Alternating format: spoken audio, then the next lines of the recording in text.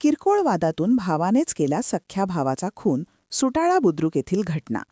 क्षुल्लक कारणावरून झालेल्या वादाचे पर्यवसान एका भीषण हत्येत झाल्याची धक्कादायक घटना बुलढाणा जिल्ह्यातील खामगाव तालुक्यातील सुटाळा बुद्रुक येथे घडली आहे.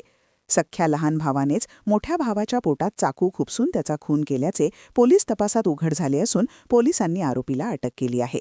पोलिसांनी दिलेल्या माहितीनुसार 5 मार्च रोजी दुपारी 3 वाजेच्या सुमारास मृतक देविदास महादेव गायकी वय 28 हा आपल्या मित्रासह दारू पिऊन घरी आला होता.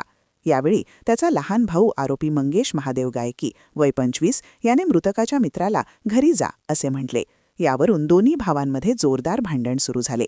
वादाच्या भरात देविदासने मंगेशच्या डोक्यात हातातील कडे मारले. यामुळे संतप्त झालेल्या मंगेशने घरातील भाजी कापण्याचा चाकू आणून देविदासच्या डाव्या कुशीत आणि पोटात वार केले.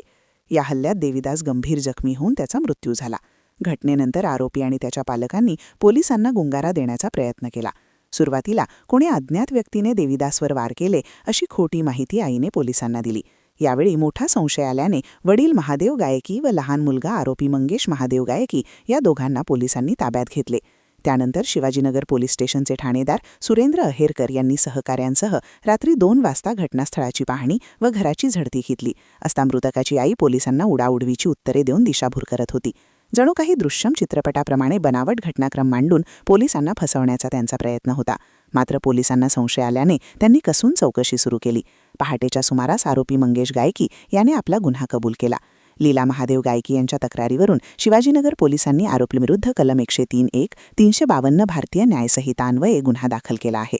पुढील तपास पोलीस निरीक्षक यांच्या मार्गदर्शनाखाली सहाय्यक पोलीस निरीक्षक मंदार पुरी करत आहेत. या घटनेमुळे सुटाळा परिसरात खळबळ माजली असून कौटुंबिक वादातून सख्ख्या भावानेच भावाचा जीव घेतल्याने हळहळ व्यक्त होत आहे.